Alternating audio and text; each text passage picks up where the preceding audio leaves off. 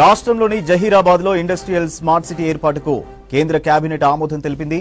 దేశంలో 12 industrial smart సిటీల ఏర్పాటుకు కేంద్ర కేబినెట్ ఆమోదం తెలిపింది. దీనికోసం మొత్తం 28,602 కోట్ల రూపాయలు కేటాయిస్తున్నట్లు కేంద్ర మంత్రి అశ్విని వైష్ణవ్ తెలిపారు.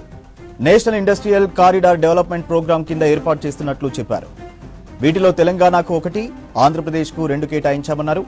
తెలంగాణలోని జహీరాబాద్, ఏపీలోని ఓర్వకల్లు, కొప్పర్తిలో ఇండస్ట్రియల్ స్మార్ట్ సిటీస్ ఏర్పాటు చేయనున్నట్టు చెప్పారు అశ్విని వైష్ణవ్. రాష్ట్రంలోని జహీరాబాద్ లో ఇండస్ట్రియల్ స్మార్ట్ సిటీ ఏర్పాటుకు కేంద్ర కేబినెట్ ఆమోదం తెలిపింది.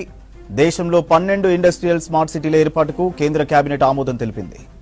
దీనికోసం మొత్తం 28,602 కోట్ల రూపాయలు కేటాయిస్తున్నట్లు కేంద్ర మంత్రి అశ్విని వైష్ణవ్ తెలిపారు. National industrial corridor development programme కింద ఏర్పాటు చేస్తున్నట్లు చెప్పారు.